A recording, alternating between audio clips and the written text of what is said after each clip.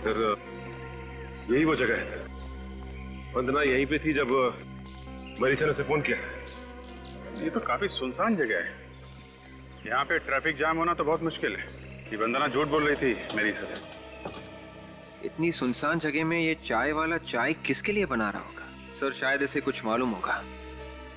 किसी से पूछ लेते हैं। ऐसे फोटो दिखाओ वंदना की और कार की।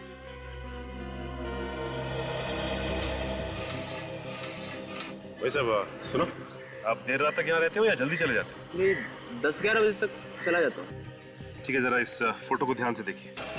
ये कार और ये लड़की 23 अक्टूबर की रात को 9 बजे के आसपास यहाँ पे देखा क्या? बहुत ही सोच समझ के याद करके बताना। आप लोग हैं कौन? हम लोग सीआईडी से हैं। मामला थोड़ा टेढ़ा है लेकिन तुम डरो मत। ध्यान से सोच के बताओ, देखा था इस लड़की को? सर कार तो यही थी, पर कार के अंदर यही लड़की थी ये नहीं कह सकता। अच्छा, कार कोई लड़की चला रही थी या कोई और? सर कार तो लड़की ही चला रही थी, लेकिन यही लड़की है ये नहीं कह सकता। और उसने यहाँ से 2 बार यूटर्न भी मारा था, शायद वो रास्ता भूल गई थी, इसलिए गलती से इधर 2 बार आ गई। गलती से 2 बार कैसे आ सकती है? वही तो डॉक्टर सालुंखे के हिसाब से वंदना किसी खेत में गई थी। उसके जूतों पे खाद वाली मिट्टी लगी हुई थी। यहाँ आसपास में कहीं खेत होने चाहिए सर। चलो देखते हैं।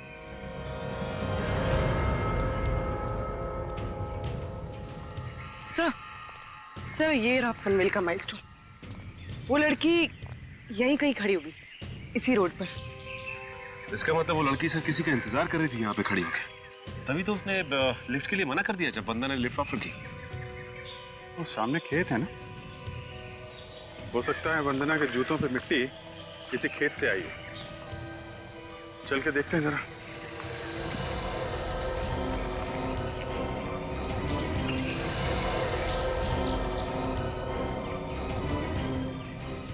एक मिनट, ये जूते का निशान देखा?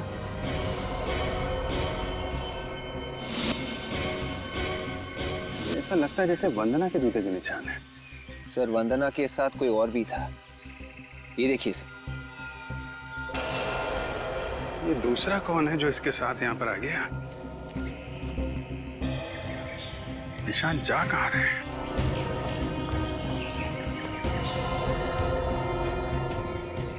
एक मिनट, ये क्या है?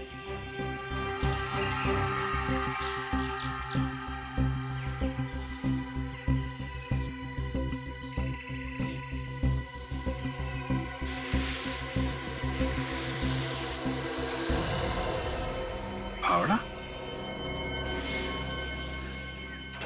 इस पे तो खून लगा हुआ है। तो यहाँ पे कुछ खोद के गाड़ा गया है। चेक करो।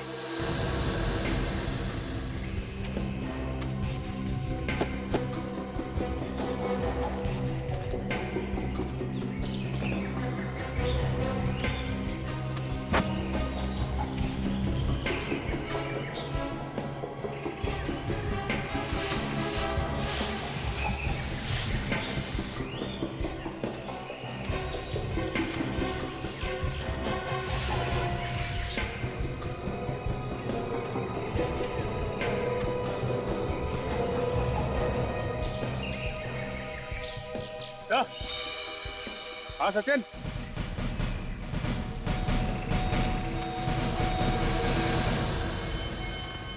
ये देखिए सर।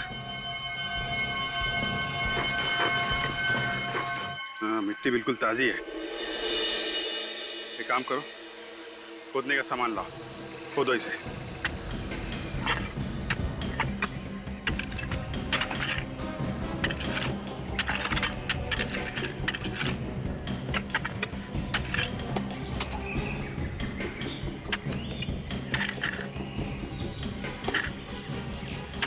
एक मिनट।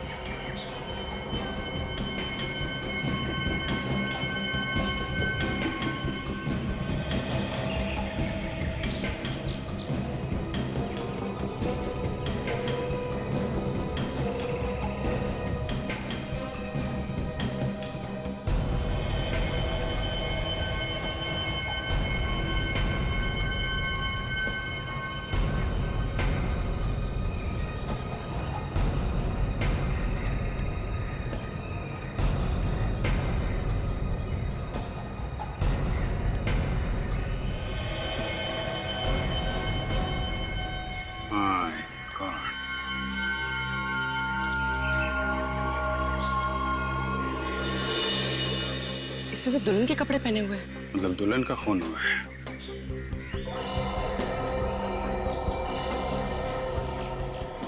इसके शरीर पे कोई गहने भी नहीं है। सर कहीं ये दहेज वहेज का चक्कर तो नहीं? ऐसा लगता नहीं है। ये खून लूटने की वजह से हुआ है। वंदना ने इसके गहने लूटे और सीधे भागी इस ज्वेलर के पास बेचने के लिए। सर ये देखिए, गोली का घाव बिल्कुल इसके गर्दन के नीचे। तभी उस हार पे गोली लगी हुई थी। गोली जेम्स स्टोन को तोड़ के आर पार चली गई थी। इसका चेहरा बुरी तरह से बिगाड़ दिया है, जिससे कोई पहचान ही ना सके इसे। पहले गोली मारी और फिर चेहरा खराब कर दिया। सर लेकिन इसके चेहरे की हड्डियां तो सही सलामत है। फिर तो सारों के साथ ट्राई कर सकते हैं इसका चेहरा बनाने की। पता चल सकता है ये लड़की कैसी दिखती थी। जरा पलटो इसे।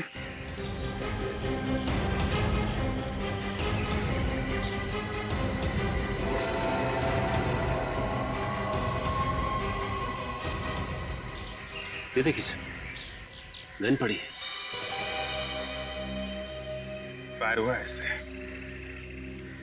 ये सबसे बड़ी बात है, मर्डर वेपन का मिलना।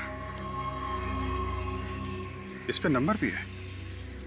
एक काम करो, पता करो ये गन किसके नाम पे रजिस्टर्ड है।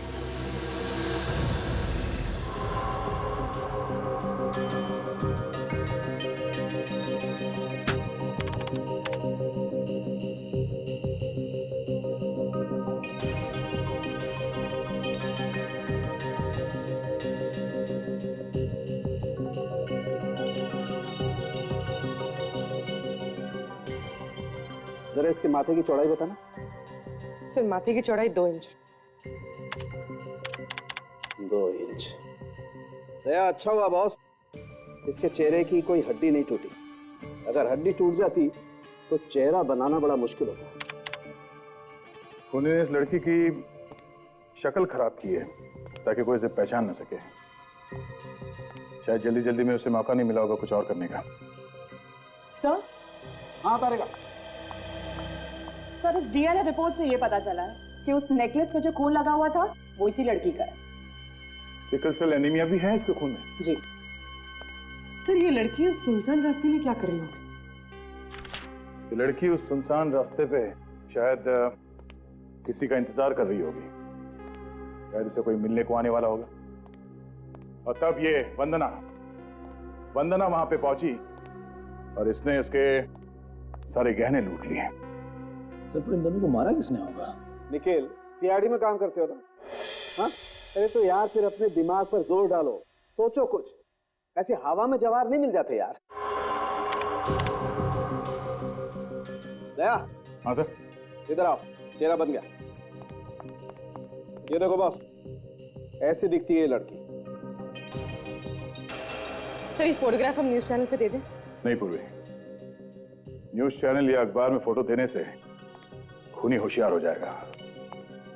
हमें कोई और ही रास्ता निकालना पड़ेगा। सर, वो लोग जिनके गहने चोरी हुए थे वो विमान और सिमरन के परिवार वाले, हो सकता है उन्होंने देखा उस लड़की को, उनसे चल के पूछ लेते हैं। मगर मुझे नहीं लगता कि वो लोग मुंह खोलेंगे। खून का मामला है, सीआईडी की झमेले में कोई पड़ना नहीं चाहता। फिर क्या करें सर? ये लड़की पनवेल में पंचशील रोड पर खड़े होकर किसी का इंतजार कर रही थी। मतलब ये लड़की वहीं कहीं आसपास रहती होगी। शादी का जोड़ा पहना था तो इसकी शादी थी उस दिन। एक काम करते हैं, वहां आसपास जितने भी वेडिंग हॉल हैं उनमें जाके पता करते हैं कि उस रात को किस किस ने शादी के लिए हॉल बुक करवाया था। और हाँ, साथ में वहां पे जितने भी हॉस्पिटल्स हैं उन सब में इस लड़की की फोटोग्राफ दिखा के पता करते हैं कि इस लड़की ने कहां से सिकल सेल एनीमिया का इलाज या टेस्ट करवाया था। यहाँ पे सिकल सेल एनीमिया का इलाज भी होता है और रिसर्च भी। सर अगर उसने अपना यहाँ पर टेस्ट करवाया तो अच्छा है सर, वरना हम लोग फंस जाएंगे। ये आखिरी हॉस्पिटल। देखते हैं, कभी हार नहीं माननी चाहिए। Excuse me. Yes sir. Senior inspector Abhijeet CID से। मैंने आपको फोन किया था उस सिकल सेल एनीमिया के बारे में ना? जी हाँ जी हाँ। सर डीन से पूछकर ये लिस्ट मैंने तैयार कर दी है और ये है सिकल सेल एनीमिया के मरीजों की फाइल। Thank you. अरे सिर्फ 2 ही मरीज हैं? Yes sir. I see. इनकी फोटो वगैरह भी नहीं है? ये दोनों कभी कभी आती थी चेकअप कराने, इसलिए फोटो की जरूरत पड़ी नहीं। वैसे दोनों औरतें ही हैं।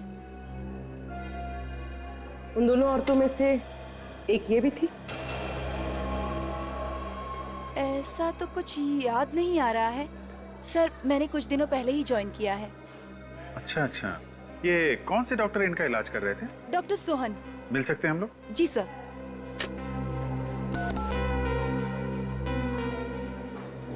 डॉक्टर सोहन, आपसे सीआईडी वाले मिलना चाहते हैं। जी कहिए। डॉक्टर सोहन, जी सर। पूर्वी जरा ने फोटो दिखाना।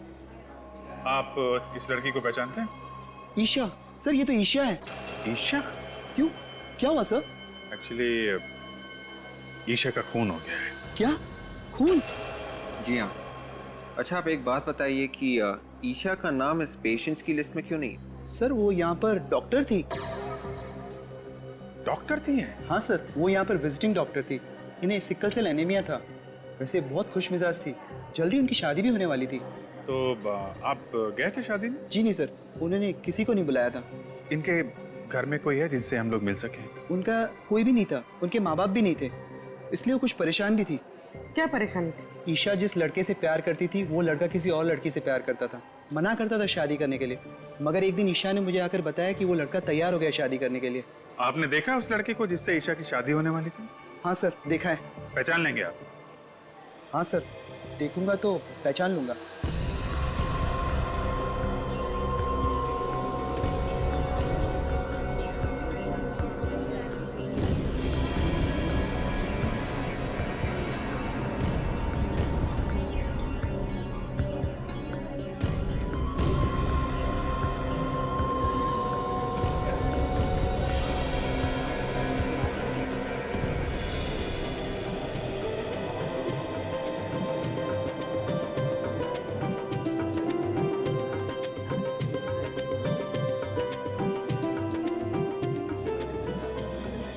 चलो ठीक से। और मैं अब क्या हुआ सर? उस दूसरी लड़की के बारे में कुछ पता चला? हाँ, पता चल गया। हाँ, वो भी आपकी बेटी की तरह दुल्हन थी।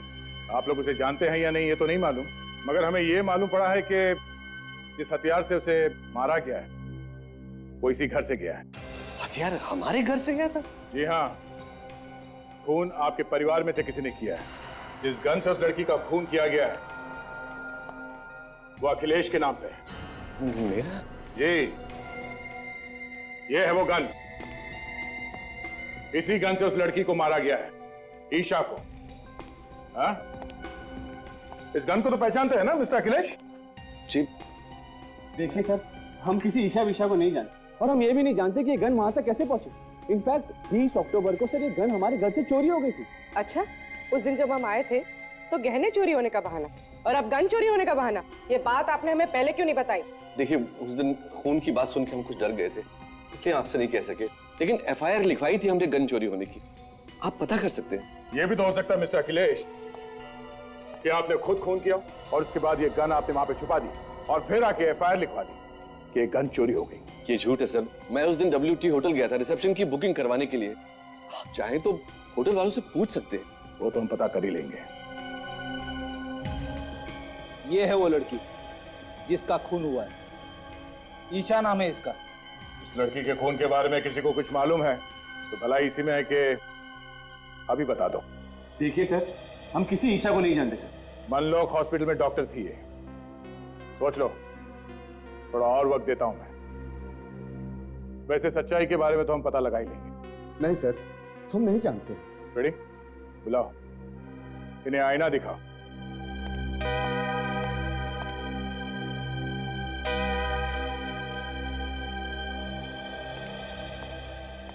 आइए डॉक्टर सोहन, जरा देख के बताइए इनमें से कौन है वो जिसकी शादी होने वाली थी ईशा से? ये है सर, मैंने नहीं देखा था ईशा के साथ। अच्छा, कौन ईशा, कैसी ईशा? तुम तो किसी ईशा को जानते ही नहीं थे ना? क्यों? ये बात सच है सर कि मैं उससे बहुत प्यार करता था सर। उससे मेरी शादी भी होने वाली थी सर, लेकिन मेरे पापा को वो पसंद नहीं थी सर। लेकिन मैं सच कहता हूँ सर कि मैंने उसका खून नहीं किया सर। मैंने उसका खून नहीं किया सर। तो हो सकता है ये खून तुम्हारे पापा ने करवाया? ये कैसी बात कर रहे हैं आप सर? मैं मानता हूँ कि ईशा मुझे पसंद नहीं थी, मगर भला मैं उसका खून क्यों करवाऊंगा? आखिरी बार कब देखा था उसे? सर शगुन की रात को वो मुझसे मिलने के लिए आई थी सर, यहीं पर बाहर। लेकिन सर मैंने उसे समझा कर वापस भेज दी। मैं सच कह रहा हूँ सर कि मैंने उसका खून नहीं किया सर। तो फिर किससे होने वाली थी उसकी शादी? शादी के जोड़े में खून हुआ उसका, और सुनसान सड़क पे वो किसी का इंतजार भी कर रही थी।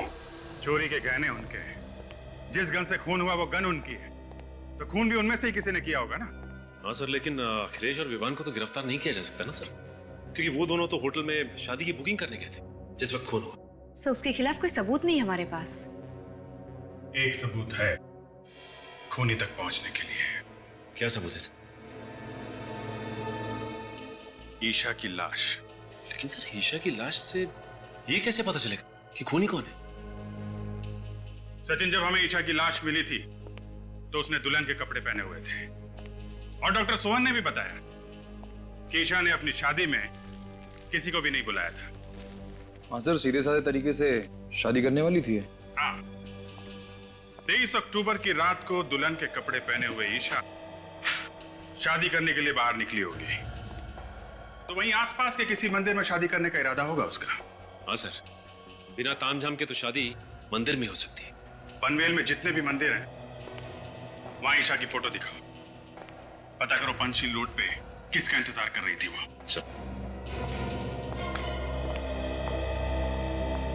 सर ईशा पढ़ी लिखी थी, एक डॉक्टर थी।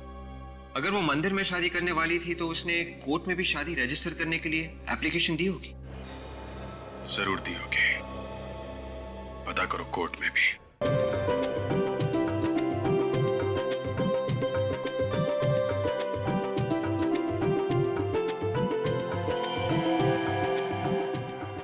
अखिलेश जी, अब मेरे सारे काम हो गए। अरे मगर पंडित जी, विवान के मुहूर्त और तिथि के बारे में हमें बताइए तो सही। विवान और सिमरन की कुंडली मिलाकर अभी आपको समय बताता हूँ।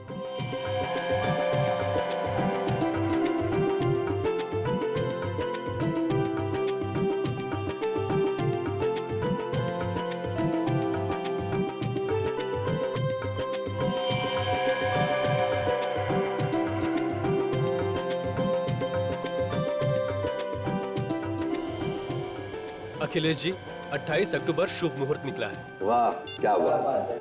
मैं तो यही चाहता था कि आसपास ही कोई तारीख निकले और काम संपन्न हो जाए। दोनों के फेरों का शुभ समय अभी बताता हूँ आपको। बहुत बहुत धन्यवाद आपका।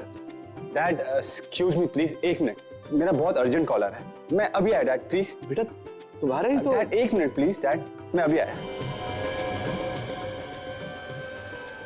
भाई साहब, आज मैं बहुत खुश हूँ। मेरी बच्ची आपके घर जा रही है, बहुत सुखी रहेगी। अरे भाई साहब, दोनों बच्चे साथ साथ बड़े हुए हैं और एक दूसरे को अच्छी तरह समझते हैं। बस ये दोनों सुखी रहें और हमें क्या चाहिए।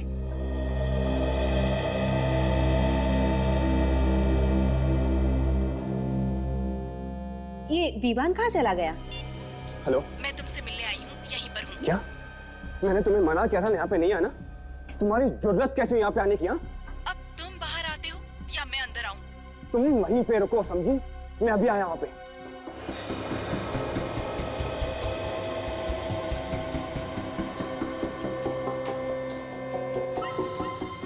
क्या हुआ?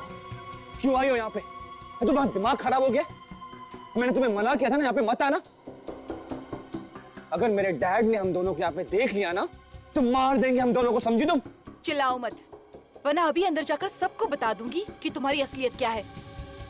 देखो प्लीज प्लीज तुम समझने की कोशिश करो। पर विवान, मैं तुम्हारे बगैर नहीं रह सकती। इस तरह की बातें करने का ये सही वक्त नहीं है। तो फिर कब मिलेगा वक्त?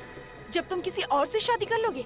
देखो ऐसी कोई बात नहीं, मैं मिलूंगा, तुमसे जरूर मिलूंगा। शादी के बाद नहीं, शादी से पहले जरूर मिलूंगा। लेकिन अभी प्लीज तुम यहाँ से चली जाओ।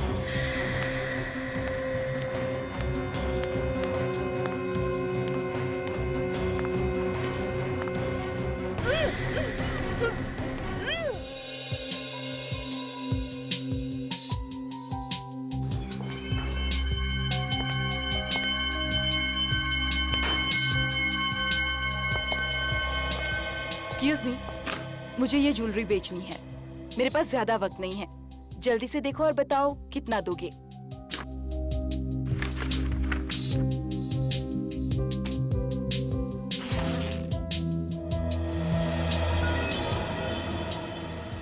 मैडम बुरा मत मानना, ये माल चोरी का तो नहीं ना?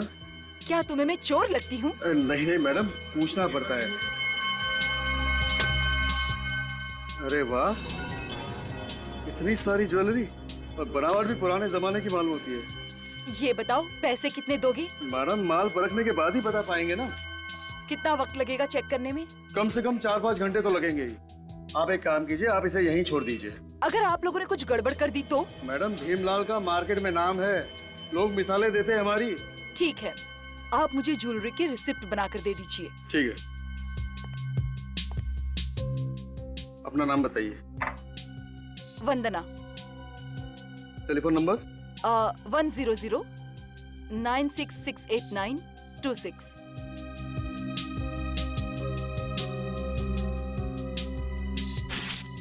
ये लीजिए, और जैसे ही चेक हो जाएगा हम आपको फोन कर देंगे। ठीक है? ठीक है। मनोहर। सर जी। ये सारे गहने चेक कर लो, अगर असली हो तो कमीशन काट के इसकी कीमत भी बता देना। जी जी, और जल्दी करना। जी बिल्कुल बिल्कुल।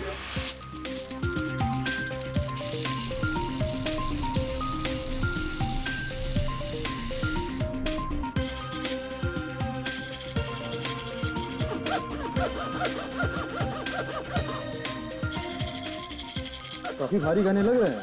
ये देख, एकदम असली माल लग रहा है। डिजाइन भी बहुत अच्छा है, बहुत मेहनत की है बनाने वाले ने। पुराने जमाने की लग रही है, आजकल ऐसे डिजाइन बनते कहाँ हैं।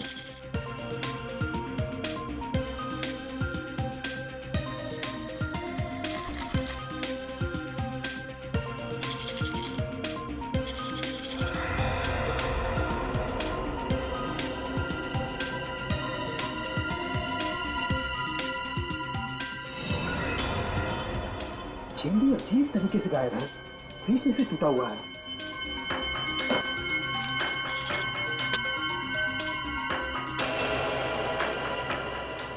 सेठ जी, सेठ जी। क्या हुआ मनोहर? सेठ जी। अरे क्या हुआ मनोहर, क्यों चला रहे? सेठ जी ये देखिए, इस हाथ पे क्या लगा हुआ है?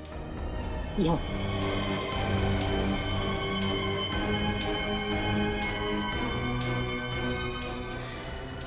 ये तो खून है। सर आपने सुना है कि कोई इतने महंगे गहने छोड़ के भूल जाएगा? तब से वो औरत कहाँ गई कुछ पता नहीं सर। उस औरत ने अपना नाम और पता तो आपके पास लिखवाया होगा ना? हाँ सर, नाम उसने अपना वंदना बताया था, मैंने उसका फोन नंबर भी लिख लिया है। ये अच्छा किया। विवेक, उस औरत को फोन लगाओ जरा। सर कोई फायदा नहीं है, वो अपना फोन बंद करके बैठी है। इन गहनों पे खून देखने के बाद मैंने उसे इसके बारे में पूछना तो उसने फोन काट दिया, तब से वो फोन बंद है सर। सर, इनमें से किसी भी गहने पे हॉलमार्क नहीं है। से गहने दुल्हन के हैं, शादी के दिन लड़कियां ऐसी गहने पहनती हैं। मतलब किसी दुल्हन का खून हुआ है और उसके गहने लूटने के बाद वो औरत इनके पास बेचने के लिए आई थी। अच्छा, आज से पहले आपने कभी उस औरत को देखा है? नहीं सर, पहली बार देखा था उसे। सर ये रहा इनकी दुकान का सीसीटीवी कैमरा फुटेज, सुबह 10 बजे से लेकर रात के 11 बजे तक जो भी इनकी दुकान में आया गया है इसमें है सर। Very good. इसे लगाओ कंप्यूटर में, देखें तो सही है कौन ये वंदना। सर यही तो लड़की है वो। ये वंदना है। डरी हुई लग रही है सर, और कपड़े तो एग्जीक्यूटिव वाले पहने हुए हैं। फिर जूते कैसे हैं? तो जूम करो जूतों पे। कपड़े फॉर्मल पहने हुए हैं और जूते स्पोर्ट्स वाले। ये कौन सा फैशन है? दिखने में ठीक ठाक घर की दिख रही है और आई थी गहने बेचने। एक काम करो, इन गहनों को सारूके साहब के पास भेज दो फोरेंसिक में। सर ये खानदानी गहने हैं, किसी ने हाल ही में पॉलिश कराए थे। हाल ही में पॉलिश कराया? जी सर। ये अच्छा है। शहर में जितने भी ज्वेलर्स हैं उन्हें इन गहनों की फोटो दिखाओ, पता करो किसने पॉलिश किया है।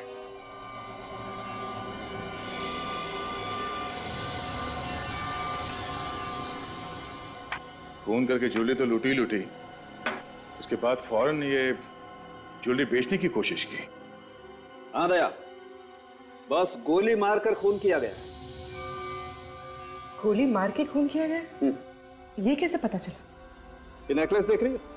ये टूटा हुआ नेकलेस, इसे यहाँ पर गोली लगी है। इस जगह पर गन पाउडर भी लगा हुआ है, मतलब nitrates.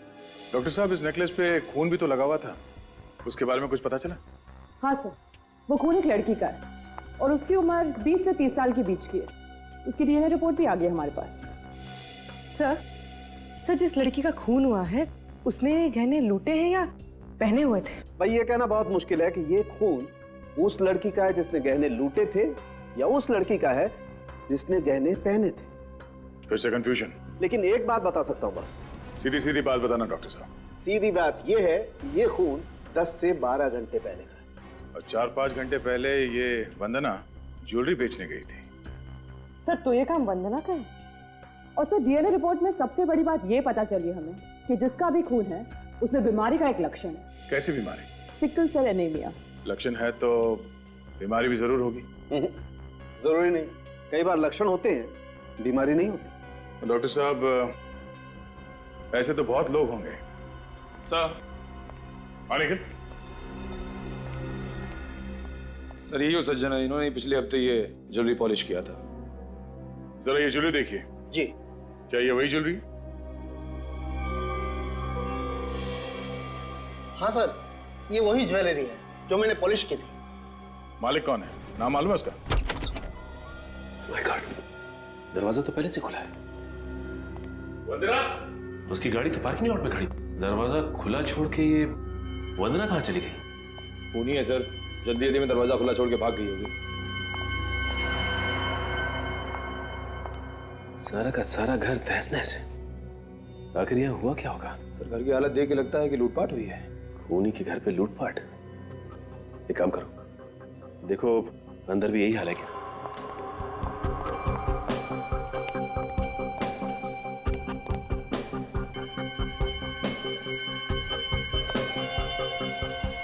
My God. Kajal,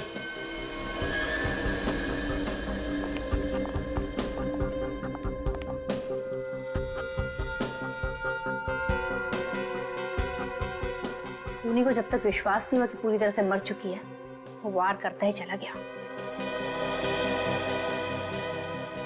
sir all को छोड़ के पूरा घर ठीक ठाक है।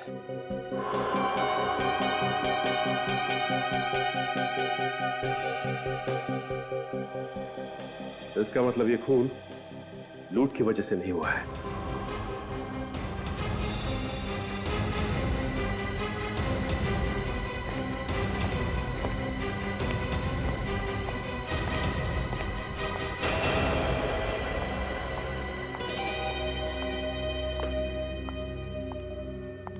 नए डब्बे में ये पुरानी सैंडल, ये देखो इस पे मिट्टी लगी हुई। इसका मतलब ये सैंडल पहन के किसी ऐसी जगह पे गई थी जहां मिट्टी लगी हुई थी। मगर सर, ज्वेलरी शॉप में तो इसने स्पोर्ट शूज पहन रखे थे जो अभी भी इसके पैरों में हैं। सीसीटीवी कैमरा के फुटेज में भी देखा है। जो कुछ भी हो काजल, लेकिन ये सैंडल तो बाहर से ही आई है। ये औरत हो सकता है हड़बड़ी में आई हो और जल्दी जल्दी में इसने ये बैग और ये यहाँ रख दिया हो। तो इस हैंडबैग में से ये डेबिट कार्ड, ये क्रेडिट कार्ड और ये विजिटिंग कार्ड मिला है। सर ये किसी कंपनी का विजिटिंग कार्ड लग रहा है। हो सकता है ये लड़की यहाँ पे काम करती है। एक काम करो, पता लगाओ कि इसका कोई क्रिमिनल रिकॉर्ड है क्या। सिमरन, ये डिजाइन अच्छा है ना? तुम्हें पसंद है? हाँ। तो मुझे भी पसंद है। अरे ये क्या बात हुई सिमरन? मैं तो यही चाहता हूँ कि आज के बाद हमारा जो भी काम हो वो हम दोनों की पसंद से होना चाहिए। अरे भाई, अगर आप लोगों की बातें खत्म हो गई हो तो मैं सिमरन को कुछ शॉपिंग करा लाऊं? हाँ जरूर, जाओ बेटा, तुम इनके साथ जाओ और शॉपिंग करके आओ।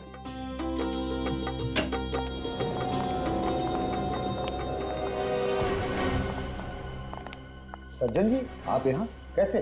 सेठ जी, ये सीआईडी वाले आए हैं। सीआईडी? और यहाँ?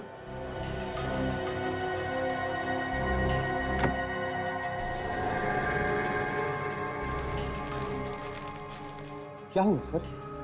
ये ज्वेलरी देखिए।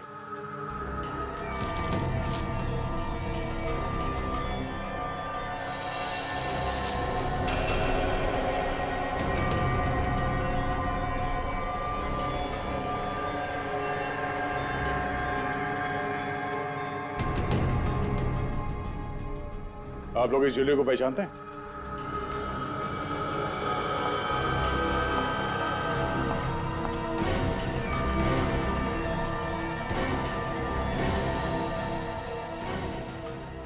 क्यों नहीं पहचानेंगे?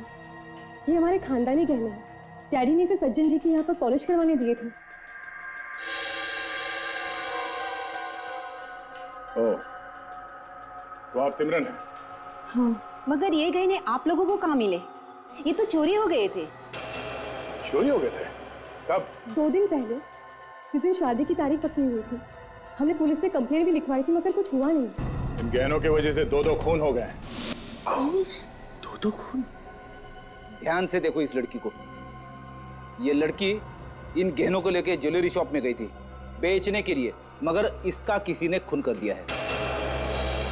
जिस लड़की ने गहने पहने थे उसका भी किसी ने खून कर दिया है। किसने पहने हुए थे ये गहने? हम भी वही पता लगाने की कोशिश कर रहे हैं कि वो दूसरी लड़की कौन है जिसका खून गहनों पे लगा हुआ था। पहले ये बताइए कि इस लड़की को जानते हैं आप लोग? जी नहीं, मैंने तो कभी पहले नहीं देखा इसे। मैं भी नहीं जानता इसे। अगर आप में से कोई भी इस लड़की को नहीं जानता तो फिर ये गहने इस लड़की के पास कहां से आए? इसने चोरी तो नहीं की होगी? बाहर का कोई आदमी घर के अंदर कैसे घुस सकता है? हा? सर, मुझे तो लगता है ये किसी घर के ही आदमी का है या फिर किसी रिश्तेदार का, जो आसानी से घर के अंदर आता जाता होगा। अच्छा, आप में से किसी को किसी पे शक है? नहीं। जी नहीं। कोई बात नहीं, अगर आप लोगों को कोई जानकारी मिली तो हमें इन्फॉर्म कर देना, ठीक है? वंदना ने इससे पहले कोई गुनाह नहीं किया था, तो फिर ये चोरी के गहने उसके पास आए कैसे? हाँ सर, अगर कोई चोर या लुटेरी होती तो मान भी लेते कि गहने उसने चुराए। 23 अक्टूबर की रात को वंदना कहां पे थे ये पता लगाना चाहिए। उसके फोन कॉल की लिस्ट से पता चल सकता है कि उसने किस किस को उस रात फोन किया था और किस किस का कॉल उसे आया था। ये ढूंढो।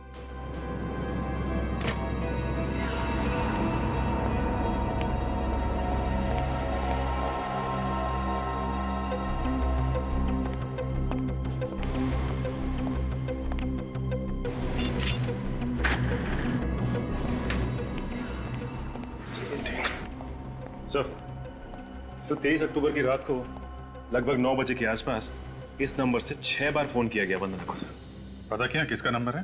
हाँ सर, कोई मेरिसा नाम की लड़की है, पनवेल में रहती है। मेरिसा? तो फिर देर किस बात की? पूछो इस मेरिसा से क्या हुआ था उस रात को। दया, बॉस, पूरा का पूरा केस ये जो जूते हैं ना, इन जूतों में उलझा हुआ है। ये खून जूते से हुआ है क्या? ये जूते तुम्हें खूनी तक पहुंचाएंगे। देखते वो कौन सा रास्ता है जो हमें खूनी के घर तक ले जाता है। देखो, ये जो मिट्टी तुम देख रहे हो ना, ये मुझे इन सैंडल्स में से मिली, और ये जो मिट्टी है ये मुझे इन जूतों में मिली, और ये दोनों मिट्टी है तो एक ही जगह। इसका मतलब ये सैंडल भी इन्हीं का है? बिल्कुल, लेकिन इस मिट्टी में मुझे एक खास किस्म की मिट्टी और मिली। वो जैसी खेतों में डालते हैं खाद मिला करके, वो मिट्टी इस मिट्टी में मिली हुई। सर, मतलब वंदना ये जूते पहनकर खेतों में गई थी? हो सकता है, बिल्कुल। और सबसे कमाल की बात यह है कि ये खाद वाली मिट्टी मुझे सिर्फ इन जूतों में मिली है, इन सैंडल में ये मिट्टी नहीं। सर, इसका मतलब वंदना ये सैंडल्स उतार कर जूते पहनकर खेत में गई होगी, जहां पर उसके जूतों में ये खाद वाली मिट्टी लग गई। हो सकता है। हाँ, मगर ये वंदना खेत में करने क्या गई होगी? सर, हो सकता है उसने खेत में कुछ देख लिया। या तो कुछ देख लिया या फिर इसने खुद कोई गुनाह किया होगा, और उसके बाद ये जूते पहनकर ये ज्वेलरी शॉप में गई गहने बेचने के लिए। मगर जैसे ही वो घर पहुंची तो उस ज्वेलर ने वंदना को फोन करके उस खून के बारे में बताया जो नेकलेस पे लगा हुआ है। और जैसे ही वंदना ने खूनी को बताया कि नेकलेस के ऊपर खून मिला है, वो डर गया। उसके बाद वो वंदना के घर गया और उसका खून कर दिया। और सर, सिर्फ ऐसे नहीं, बड़ी सोच समझ के खून किया गया इसका। सबसे पहले उसने इसकी रीढ़ की हड्डी पे वार किया। ये देखिए फोटोग्राफ्स, जिसकी वजह से अपाइज हो गई। सारे शरीर ने काम करना बंद कर दिया और उसके बाद बड़े आराम से खून किया गया इसका। एक बार ये खूनी मेरे हाथ लग जाए। वंदना की दोस्त मरीसा, उससे जरूर कुछ ना कुछ पता चलेगा। फटाफट इस मॉडल को फोन करके बुलाओ, मुझे देखना है ये ड्रेस उसके ऊपर कैसी लगेगी। ओके?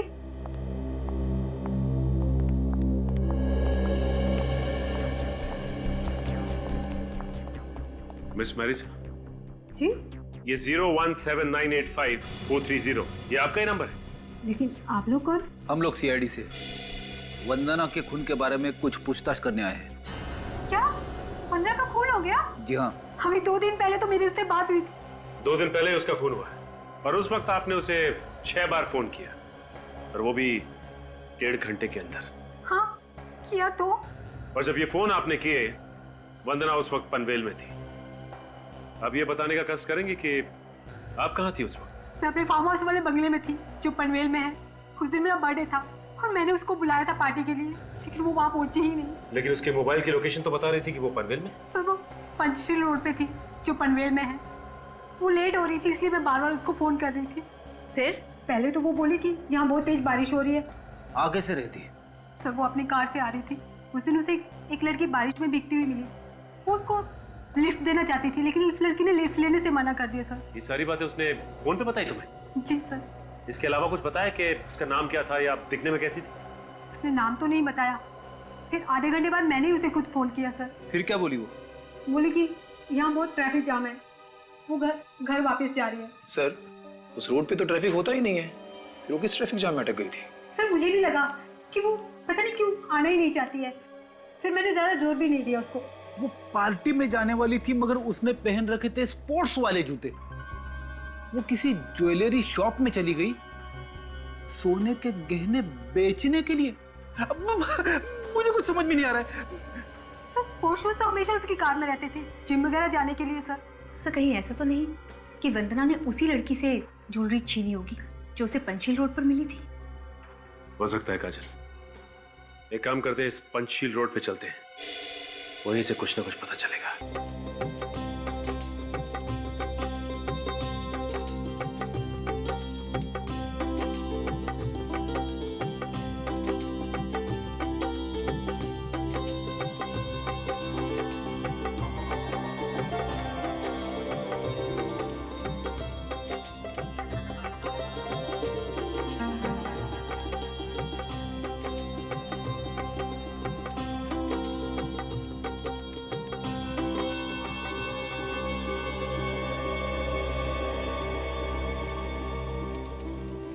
अब आप आहुति के लिए तैयार हो जाइए। मैं मंत्र बोलूंगा, एक एक आहुति डालिए।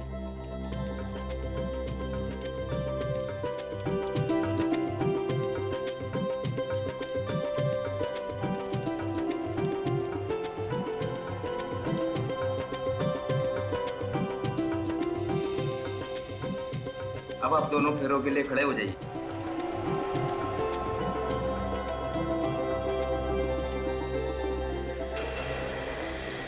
माफ करना, अब ये शादी नहीं होगी।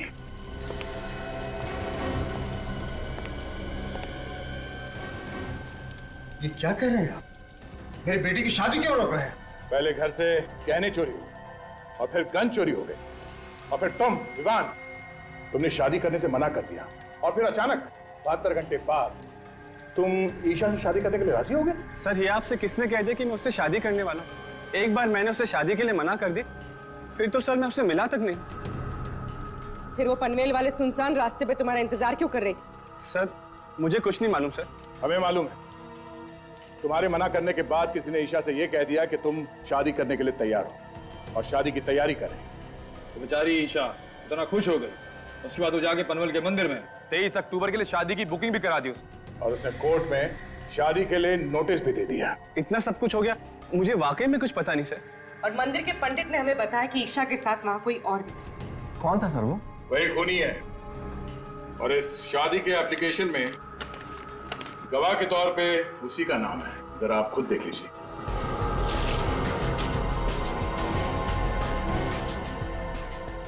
ये नहीं हो सकता सर। क्या लिखा है इसमें?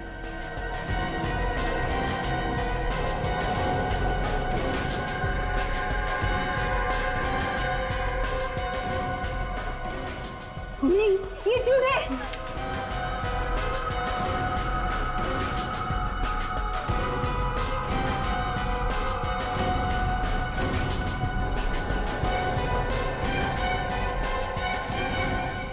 सिमरन, तुम? बहुत शौक है ना तुम्हें दूसरों की जिंदगी छीन के शादी रचाने का?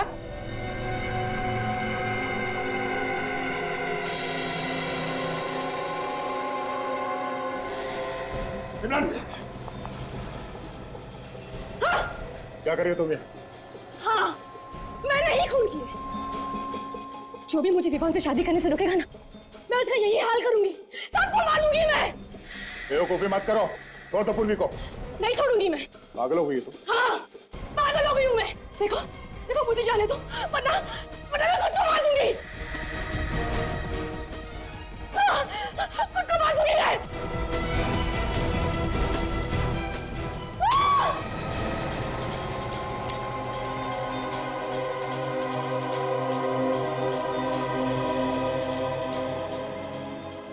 इस गन में गोली नहीं है,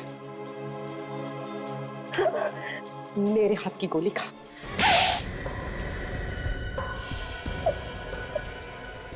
सब लोग तुम्हारे सामने खड़े हैं, तुम्हारे माँ बाप, तुम्हारा होने वाला पति। इन्हें नहीं बताओगी कि क्यों खून किया है तुमने? कभी सपने में भी नहीं सोच सकता था कि जिस लड़की से मेरी शादी होने वाली है वो एक खूनी होगी। खूनी। विवान, मैं तुम्हें जी जान से प्यार करती हूँ। तुम सोच भी नहीं सकते मैं तुमसे कितना प्यार करती हूँ। तो इसमें किसी की जान लेने की क्या जरूरत थी? क्या बिगाड़ा था वंदना ने और ईशा ने तुम्हारा? ईशा और मैं बचपन से ही विवान से शादी करना चाहते थे, लेकिन ईशा से ज्यादा मैं विवान से प्यार करती हूँ।